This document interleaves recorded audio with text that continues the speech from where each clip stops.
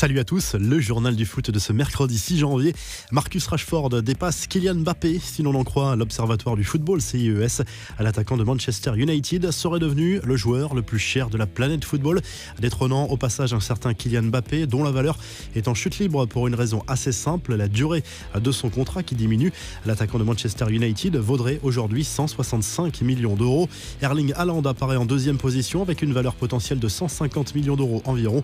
Mbappé est même derrière Alexander-Arnold et Bruno Fernandes avec une valeur estimée de 149 millions d'euros. Neymar vaudrait aujourd'hui 35 millions selon ce classement CIES. Classement à relativiser dans la mesure où le marché dépend d'autres facteurs comme la concurrence entre les clubs. Ici, ce sont surtout les jeunes joueurs et ceux qui ont des contrats longue durée qui sont les plus cotés. Messi, par exemple, n'apparaît qu'en 97e position avec une valeur de 54 millions d'euros.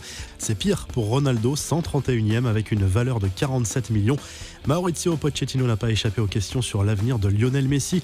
Lors de sa présentation à la presse avant le déplacement à Saint-Etienne ce mercredi soir, le coach argentin a été interrogé sur la possibilité de voir la star du Barça débarquer au PSG l'été prochain. Pochettino a préféré jouer la carte de l'humour en se gardant bien de fermer la porte à son compatriote qui sera en fin de contrat au Barça à l'issue de la saison. Le Père Noël m'a déjà offert un cadeau en me permettant de retrouver ce club et d'entraîner une telle équipe. On sait qu'avec les grands clubs comme Paris, il y a beaucoup de rumeurs, on verra plus tard.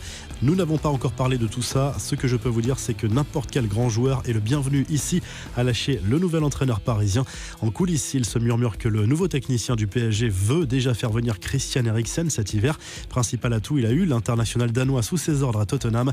Concernant la gestion des stars, Pochettino n'a pas l'air inquiet et a rappelé qu'il avait déjà entraîné des grands joueurs par le passé, notamment à Tottenham.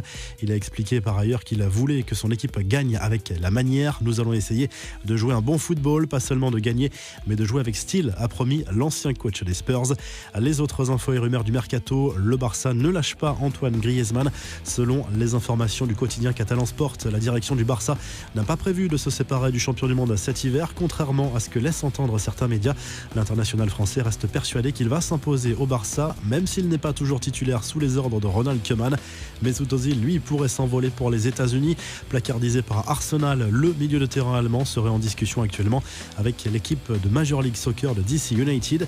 Les infos en bref, Stéphane Guy n'en restera pas là avec Canal+. Le journaliste a décidé de contester son licenciement. Les salariés se sont rassemblés devant le siège de la chaîne privée pour lui apporter son soutien. Stéphane Guy a été limogé juste avant Noël pour avoir apporté son soutien à l'humoriste Sébastien Toen, lui-même renvoyé pour une parodie visant CNews, la chaîne d'info du groupe. Par ailleurs, Canal+ va diffuser le trophée des champions entre l'OM et le PSG le 13 janvier prochain au stade Bollaert de Lens. C'est une première pour la chaîne depuis 2012. Canal qui continue de discuter en parallèle avec la Ligue pour récupérer les droits de diffusion de la Ligue 1. Et en attendant, la chaîne Téléfoot a confirmé qu'elle continuerait à diffuser la Ligue 1 au moins jusqu'au 20 janvier prochain, date du match en retard Marseille-Lens. S'il n'y a pas d'accord avec Canal, la chaîne du groupe Mediapro pourrait poursuivre jusqu'au 31 janvier. Au Barça, toutes les économies sont bonnes à prendre en ce moment. Le club catalan a économisé 30 000 € ce week-end en optant pour un voyage en bus plutôt qu'en avion pour se rendre à Huesca. Comme l'explique la chaîne locale Esport 13, le club Blaugrana a voulu aussi éviter de fatiguer ses joueurs avec d'éprouvants protocoles sanitaires à l'aéroport. En Belgique, les médias se délectent de l'affaire Didier Lamkelzee. Cet ailier gauche du Royal Antwerp souhaite quitter le club et l'a fait savoir à sa manière. Il n'a rien trouvé de mieux que de se pointer à l'entraînement avec le maillot du rival Anderlecht. Il a été refoulé du centre d'entraînement après son petit numéro. C'est une sacrée opération de communication orchestrée par Nike. Vous l'avez peut-être remarqué, Kylian Mbappé a mis une photo de LeBron James sur son profil Instagram en début de semaine et la star des Lakers en a fait de même avec l'attaquant du PSG, de quoi surprendre leurs plus de 120 millions d'abonnés cumulés. Il s'agit en réalité d'un teaser pour une opération commerciale lancée par la marque à la virgule, leur équipementier commun. La marque américaine s'apprête à mettre en vente 2 paires de chaussures en l'honneur de ses égéries, l'une dédiée au football, l'autre au basket. Enfin, le Racing Club de Strasbourg a présenté les images du futur stade de la Méno après rénovation. Lancement des travaux dans un an pour un projet à 100 millions d'euros. La capacité du stade va passer à 32 000 places. Toute l'enceinte va être rénovée. La livraison du nouvel écran est prévue pour 2025. La revue de presse, Mauricio Pochettino à la une du journal L'Équipe ce mercredi. Le nouveau coach du PSG va s'asseoir pour la première fois sur le banc parisien dans le chaudron de Saint-Etienne ce soir. Match à suivre à partir de 21h.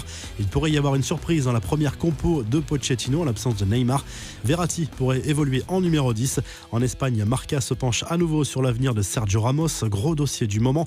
Alta tension, haute tension, titre ce mercredi le quotidien sportif. Sous contrat jusqu'à la fin de la saison, l'international espagnol ne souhaite pas prolonger dans les conditions proposées par le club merengue. De son côté, le Mundo Deportivo évoque surtout le déplacement du FC Barcelone sur le terrain de l'Athletic Bilbao, match en retard de la deuxième journée de Liga qui peut permettre au club Blaugrana de monter sur le podium en cas de succès à San Mamés. En Italie, la Gazzetta dello Sport évoque très largement le choc de la soirée en Serie A. L'AC Milan qui accueille la Juve à San Siro à 20h45, match à haut risque pour Cristiano Ronaldo et ses partenaires qui pointent à 10 points des Rossoneri au classement. L'Inter joue sur le terrain de la Samp. Vous retrouvez l'actu foot sur topmercato.com, l'appli Top Mercato, et à très vite pour un nouveau journal du foot.